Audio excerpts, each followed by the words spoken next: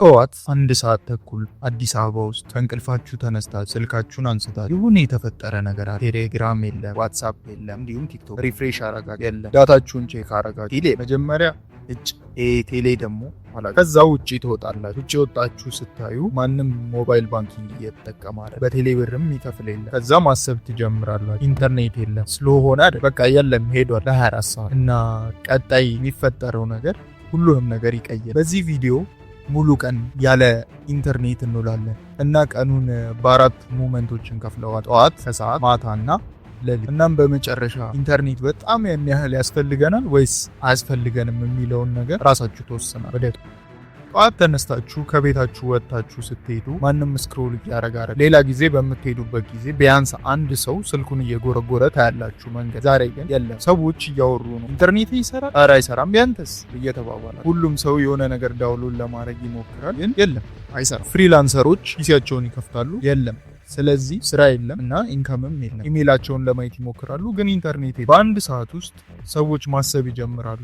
ከዛ ይህ ነገር ኖርማል ነው ወደ ማለት እንሄዳለን። ከዛ ሁሉንም ነገር ትተን በቃ በጸጥታ ህይወታችንን መቀጠል እንጀምራለን፣ ያለ ኢንተርኔት ማለት። ቀስ እያለ ናይት ስንሄድ ነገሮች ሲሪየስ እየሆኑ ይመጣል። ሱቆች፣ በሞባይል ባንኪንግ የሚከፈልባቸው ሱቆች ቆመዋል። ሰዎች ይገቡና በቴሌብር መክፈል እችላለሁ ይላል እና ኦውነሩ መክፈል አትችሉም ይላቸዋል። ምክንያቱም ካሽ ብቻ ነው የሚቀበል። ምክንያቱም ደግሞ ኔትወርክ ኢንተርኔት አይሰራም። ነገር ግን አሁን እያየን ባለነው ነገር ሰዎች ካሽ መያዝ አቁመዋል። ዲሊቨሪ የሚሰሩ ልጆች ከካፌ ውጪ ቆመዋል። ምንም ኦርደር የለም፣ ምንም ኖቲፊኬሽን የለም እና ዲሊቨር የሚደረግም ነገር የለም። ከዛ ባንክ ውስጥ ረጅም ሰልፎችን ማየት እንጀምራለን። ሰዎች በድንገት ተነስተው ብር መፈለግ ይጀምራሉ። ኤቲኤሞች ፌል ማድረግ ይጀምራሉ። ኮንተንት ክሪኤተሮች እንደዚህ ዴይሊ ፖስት የሚያደርጉ ዩቲዩብ የሚሰሩ ሰዎች ስታክ አድርጎ ይቆማል። ምንም ቪው የለም፣ ምንም ብር የለም እና የሆነ ትልቅ ነገርም ይፈጠራል። ቢዝነሶች ብር ማጣት ይጀምራሉ። ምክንያቱም ለምሳሌ ሆቴሎች ቡኪንጋቸውን ኮንፈርም ማድረግ ራይድ አይሰራም። ኢቨን አንዳንድ ኦፊሶችም ስራ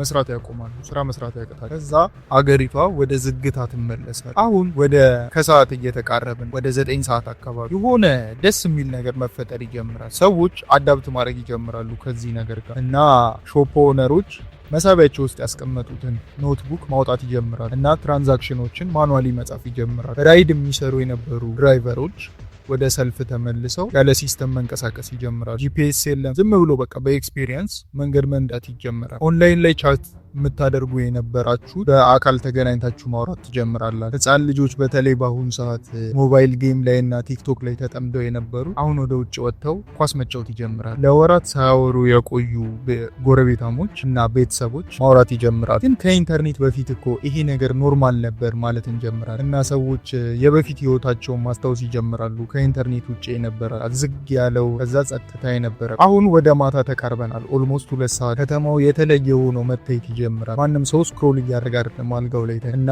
ቤተሰቦች አንድ ላይ ተሰብስበው እያወሩ እየተሳሳቁ፣ አንዳንዶቹም ደግሞ ቁጭ ብለው እየተከራከሩ፣ ምንም ዲስትራክሽን የሚባል ነገር የለም። በቃ ሰዎች ተገናኝተው እንደ በፊቱ እያወሩ ከረጅም ጊዜ በኋላ ወደ ጸጥታ ተመልሰ። ይህ ዝም ብሎ ጸጥታ ሰላማዊ። ከዛ ግን ሚድናይት ላይ ኢንተርኔት ተመልሶ ይመጣል እና ድንገት ሜሴጆች እና ኖቲፊኬሽኖች እንዲሁም ቪዲዮዎች መምጣት ይጀምራሉ በብዙ ቁጥር እና ሁሉም ነገር ወደ ቦታው ይመለሳል። ግን የሆነ የማይታመን ነገር ደግሞ ይፈጠራል። አንዳንድ ሰዎች በቃ ለመጠቀም ብዙም ደስተኛ ተመልሰው ወደዛ ቦታ ለመሄድ ደስተኛ፣ ምክንያቱም ይሄኛው ሰላም ሰጥቷል፣ ምክንያቱም ህይወትን አይተው። ስለዚህ ትክክለኛው ጥያቄ ኢንተርኔት ከምድር ላይ ቢጠፋ ምንም ይፈጠር ይመስል ምንም እናጣ ይመስላል። ምክንያቱም መጀመሪያም የነበረ ነገር አለ። ስለዚህ ኢንተርኔት ነገ ተነስቶ ቢጠፋ ላይፋችሁ ይቀጥላል ወይስ ይቆም? ወይስ እንደምታስቡት አይሆን? ይሄኛው ከተመቻችሁ ሌላ ቪዲዮ AI ምድር ላይ ቢጠፋ ምን ይፈጠራል? ስለዚህ ግቡና ቼክ አድርጉ። ይሄን ቪዲዮ እስከዚህ ሰዓት ስለተከታተላችሁ አመሰግናለሁ። ይሄን ቪዲዮ ላይክ እና ሰብስክራይብ በማድረግ ቤተሰብ መሆን ትችላላችሁ።